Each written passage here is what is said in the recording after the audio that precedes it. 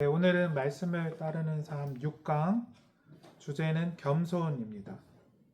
네, 오늘 주제는 굉장히 진지한 주제이다 라고 할 수 있겠습니다.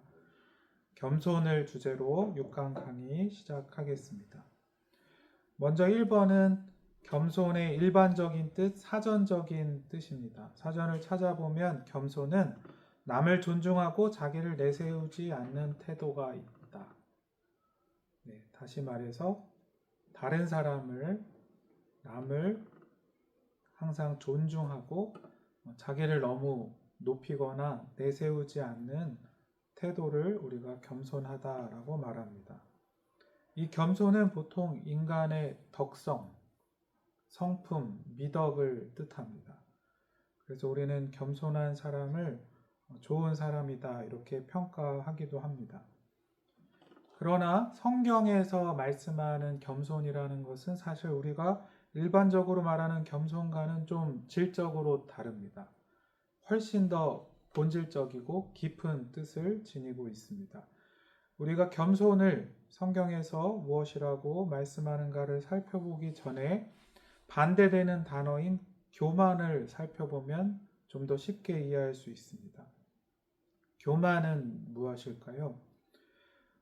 교만을 이해하기 위해서는 모든 인간은 하나님과 서로 사랑하도록, 또 하나님은 창조주이시고 인간은 피조물이기 때문에 하나님을 의지하고 의존하도록 지어져 있다라는 것을 염두에 두고 생각해 보면 좋습니다.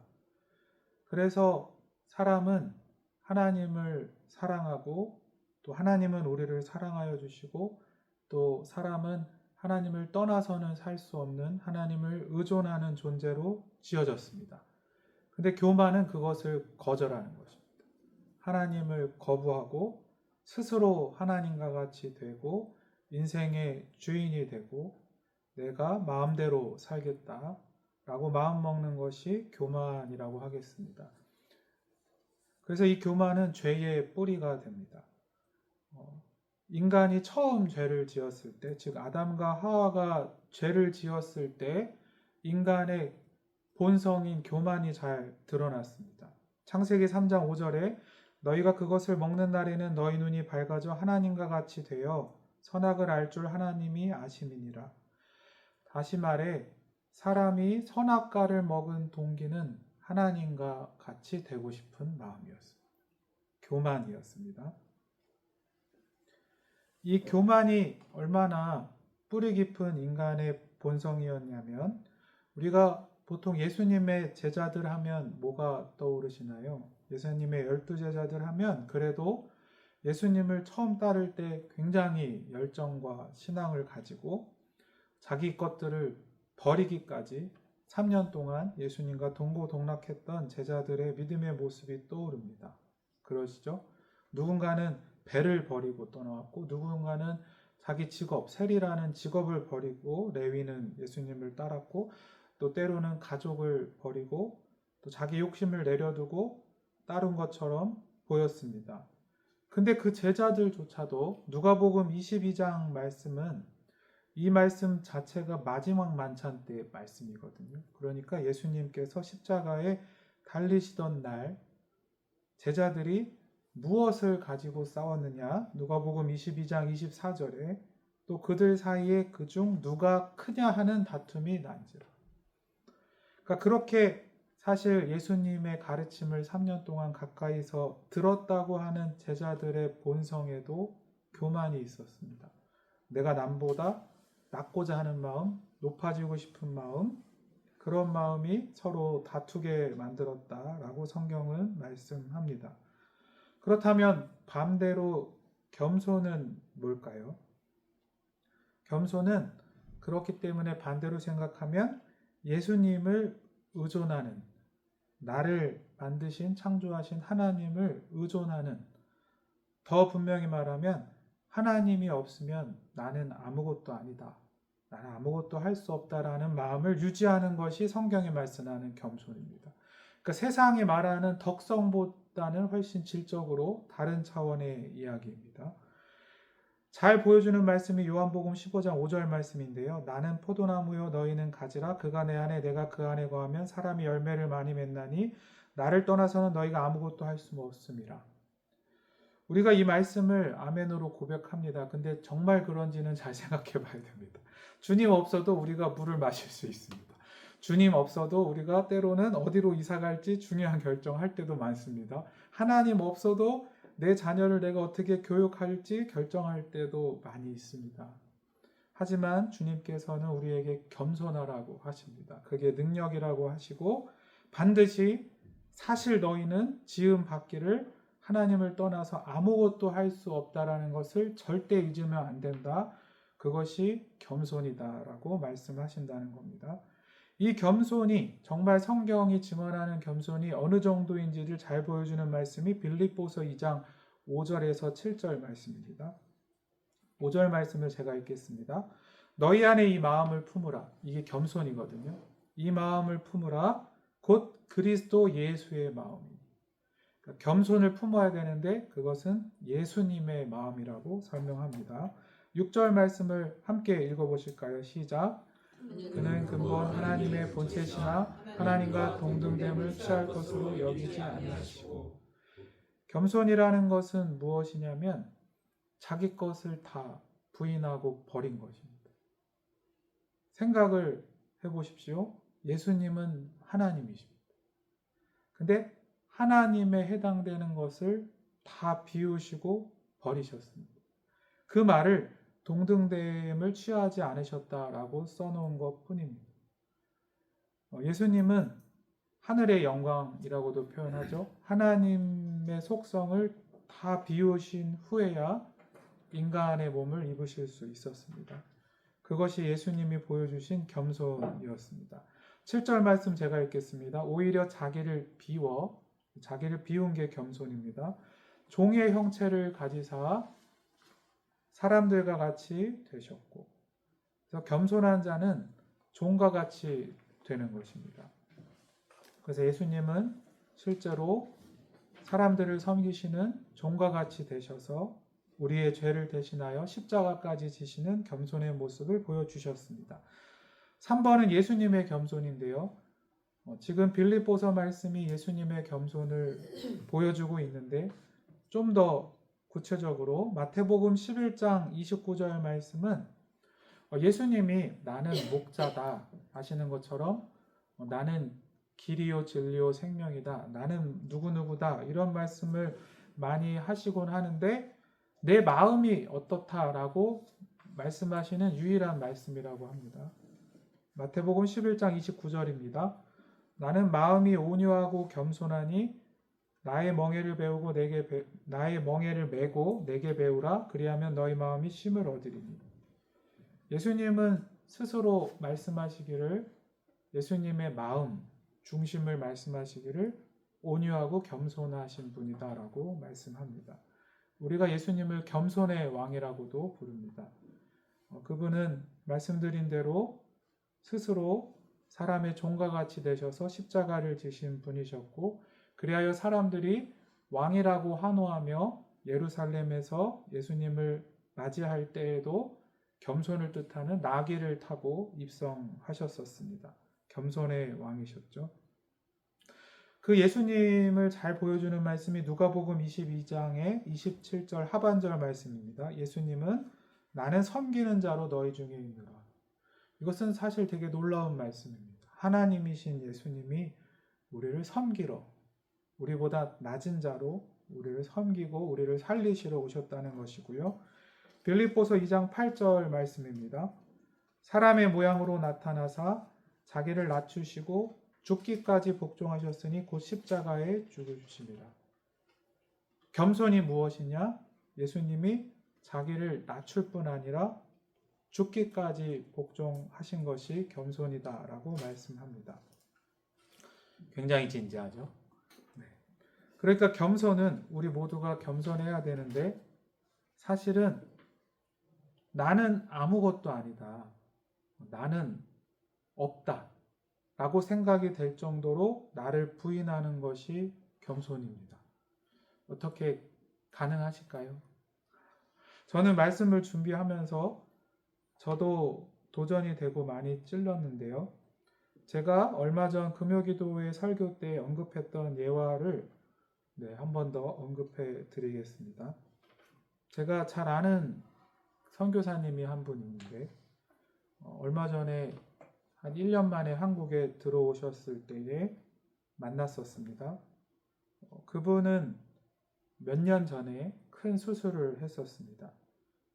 2번 디스크라고 해야 되나요? 2번 디스크 쪽에 경추에 종양이 생겼습니다.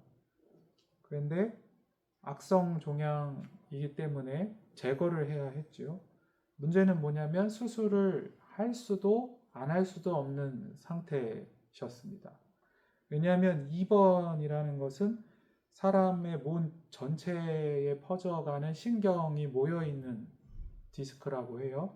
그렇기 때문에 그곳을 수술하면 그냥 의학적으로 과학적으로만 보아도 95% 이상의 확률로 사지마비가 됩니다. 흔히 하는 말로 식물인간 같이 되는 것입니다. 그렇게 되는 수술을 해야 된다는 거예요. 그렇다고 해서 종양을 그러니까 그것은 수술을 잘하고 못하고의 문제가 아닙니다. 확률의 문제고요. 그렇다고 해서 수술을 안 하자니 이게 종양이고 얼마나 더 커질지 터질지 아무도 모르는 것이고 아직 그때 선교사님의 나이는 40살이 조금 안 됐었습니다. 그렇기 때문에 보통 그 종양이 커지거나 터질 확률도 굉장히 높았었죠. 병원에서는 이 모든 내용을 그대로 그냥 얘기해 줬대요. 수술을 사실 하라고도 말을 못 하겠고 근데 나이가 아직 젊으셔서 안 하라고도 말을 못 하겠습니다. 그 선교사님이 아내와 함께 기도하고 수술을 하기로 결정을 했습니다. 수술 잘 되셨고요. 그래서 물론 평생 약을 먹어야 하고 신경이 손상된 부분들이 많이 있어서 불편한 부분이 있지만 건강하게 선교 사역도 잘 하고 계십니다. 제가 물어봤습니다. 어떻게 수술한다고 할 수 있었냐고. 좀 재밌는 얘기를 해드리면 그때 의사 선생님들이 수술을 한다고 하니까 너무 놀란 표정이었다가 나중에 조용히 근데 죄송하지만 혹시 직업이 뭐세요? 라고 물어봤대요. 직업이 어떻게 되세요? 그랬더니 그때서야 제가 목사입니다 했더니 그랬답니다. 그러니까 그 의사 선생님들은 이렇게 충격적인 얘기를 하는데 너무나 평안하게 수술을 하겠다고 한 1시간 정도 이제 고민하고 기도해 본 후에 결정했습니다라고 말하는 그 자신과 자기 아내가 너무 신기했던 거죠. 저도 신기했어요. 제가 아직 그 정도 믿음이 안 돼가지고 물어봤습니다. 한 가지 대답을 했어요. 내 몸은 내 것이 아닙니다. 이게 겸손이에요. 내 몸은 내 것이 아닙니다. 다 하나님의 것입니다. 실제로 선교사님이 수술을 했을 때 자기가 기억이 난대요. 마지막 부분이. 그래서 다 수술이 잘 됐다고 다행히 잘 됐다고 이제 환자분 숨 쉬세요. 다 끝나고 몇 시간 수술을 하고 숨 쉬세요라는 얘기가 이렇게 막 간호사님 의사 선생님들이 소리치는 소리가 들리는데 숨이 안 쉬어졌대요. 그래가지고 갑자기 의료진들이 당황을 해가지고 숨을 안 쉰다고 막 어떻게 해야 되냐고 하는 중에 이렇게 이 가슴에서 뭐가 훅 들어와서 툭 떨어지는 것처럼 하면서 숨이 확 들어와가지고 그때부터 숨이 쉬어졌다고 해요. 근데 마지막에 숨이 탁 쉬어지면서 수술이 깬 건데 그때 들린 하나님의 음성이 이 숨조차 내 것이다. 너의 생명은 내 것이다. 숨 하나도 내가 주지 않으면 너는 쉴 수 없는 것이고 네 생명은 내 것이다. 내가 책임지는 것이다. 라는 생각이 들었다고 합니다. 네. 너무 진지하죠? 네. 그래서 겸손이라는 것은 정말 내 인생도 또 내가 쉽게 생각하기에 내 것이라고 생각할 수 있는 내 재산, 내 자녀, 내 가족, 내 생각, 내 마음, 머리카락 하나까지도 사실은 다 하나님의 것이다. 하나님이 없는 나는 없다고까지 고백할 수 있는 것을 우리가 겸손이라고 할 수 있겠습니다. 사실 그것은 주님께서 먼저 보여주신 겁니다. 주님께서 우리를 위하여 아무것도 자기 것이라고 여기지 않으려 하시고 목숨도 피 한 방울까지도 다 너희를 위한 것이라고 우리에게 주신 것이 겸손이었습니다. 그래서 4번은 겸손과 죽음입니다. 제가 읽은 책에서 겸손과 죽음은 하나이다 라는 말까지 써 있었는데요. 로마서 6장 3절에 무릇 그리스도 예수와 합하여 세례를 받은 우리는 그의 죽으심과 합하여 세례를 받은 줄을 알지 못하느냐. 예수를 믿는다는 것은 예수님과 함께 죽는다 라는 것을 받아들이는 신앙이라는 뜻입니다. 갈라디아 2장 20절에서 잘 나타나 있죠. 내가 그리스도와 함께 십자가에 못 박혔나니 그런즉 이제는 내가 사는 것이 아니요 오직 내 안에 그리스도께서 사시는 것이라. 네, 우리는 이 믿음이, 이 신앙이 나의 것이 되기를 소망합니다. 사실 제가 몇 년 전부터 이 말씀이 제 심령을 떠나지 않고 준서야 이 말씀에 순종해 주겠니라고 부르시는 하나님의 음성이 있었는데 버거웠습니다. 그러나 하나님의 특별한 은혜라고 생각합니다. 내가 정말 주님과 함께 십자가에 못 박혔다고 나는 다 죽은 것이라고 우리가 고백할 때에 사실 우리 안에 그리스도가 충만하게 거하게 됩니다. 선교사님 얘기를 좀 더 하면 그렇게 내 것은 하나도 없다라고 고백하는 사람은 어떤 삶을 살까요? 정말 세상이 줄 수 없는 평강을 소유한 삶을 사더라고요. 그러니까 주님께서 우리에게 겸손하라, 자기를 부인하기까지 다 비우기까지 내가 죽기까지 겸손하라고 말씀하시는 이유는 그럴 때에 주님께서 그 안에 충만하게 거하실 수 있기 때문입니다. 내 안에 그리스도가 살게 되시고 주님이 주시는 모든 은혜와 축복, 세상이 줄 수 없는 평강, 믿음, 주님의 능력이 그 사람이 겸손하게 주님 앞에 다 비웠을 때 임재하게 되기 때문에 주님은 그렇게 말씀하시는 겁니다. 5번은 그러한 내용들을 담고 있는데요. 시간상 생략하고 다음 강의 때 혹시 기회가 되면 설명드리도록 하겠습니다.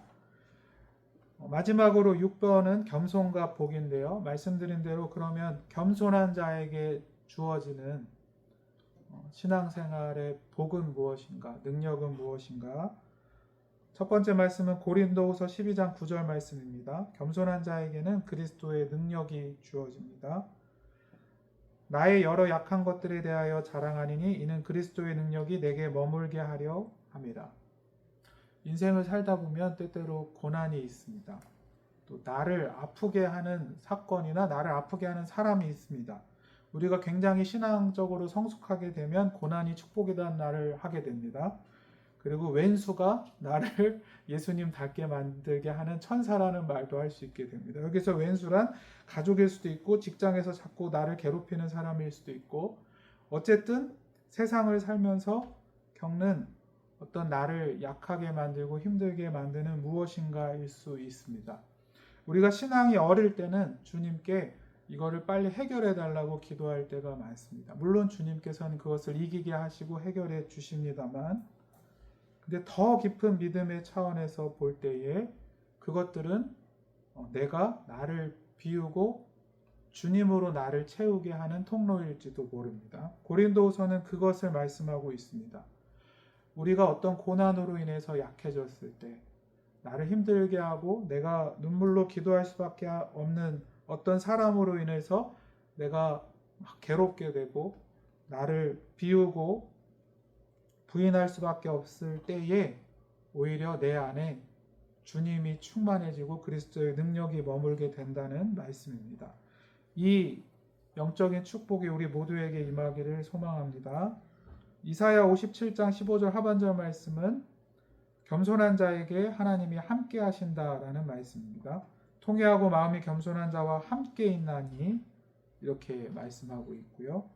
열왕기하 22장 19절 하반절 말씀은 겸손한 자에게 하나님이 그 기도에 응답하신다라는 말씀인데 이 내용은 요시야 왕이 하나님 앞에 겸손했을 때 하나님이 기도에 응답하시는 말씀입니다.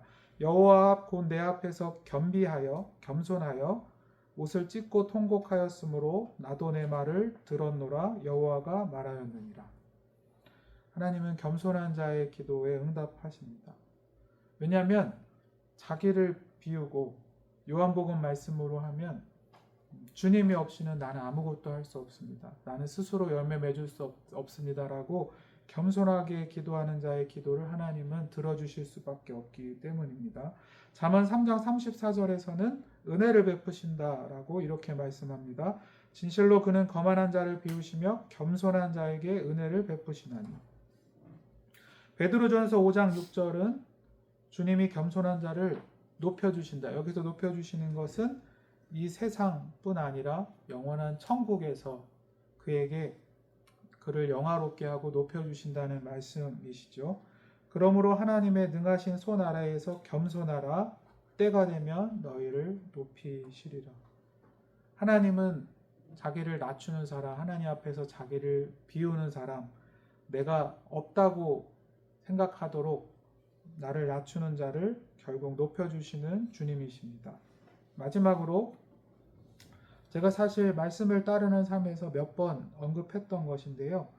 5번의 중간에 보면 마태복음 5장 3절 말씀이 있습니다. 제가 요즘 더 체감하는 말씀인데 함께 읽어보겠습니다. 마태복음 5장 3절 심령이 가난한 시작. 심령이 가난한 자는 복이 있나니 천국이 그들의 것이니요. 아시다시피 심령이 가난하다라는 말씀이 곧 겸손하다라는 뜻입니다. 마음을 가난하게 먹는 자, 주님 앞에 늘 겸손한 자는 천국이 그의 것이라고 했습니다. 여기서 천국이 그의 것이라는 것은 제가 메시지 성경역도 읽어드렸던 기억이 날 것입니다. 메시지 성경역에서는 이것을 뭐라고 얘기하냐면 어떤 사람이 점점 작아질 수밖에 없다면 그것이 세상 풍파 때문일 수도 있고 스스로 겸손하게 주님 앞에 나가 주님 제가 주님 없이 아무것도 할 수 없다고 믿음으로 고백하는 걸 수도 있겠습니다만 어쨌든 그 심령이 가난하고 겸손한 자를 메시지 성경역은 자기가 작아지는 자, 작아질 수밖에 없는 자라고 표현하고 있고요. 천국이 그들의 것이며를 뭐라고 표현하고 있냐면 하나님의 다스리심이 커질 것이다 라고 표현하고 있습니다.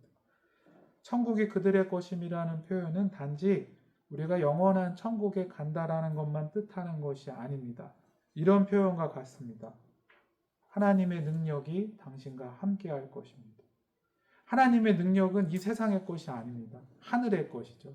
그러니까 이 천국이 너의 것이다라는 것은 하늘의 것들이 너와 함께 할 것이라는 겁니다. 하나님이 보호하심이 너와 함께 할 것이다.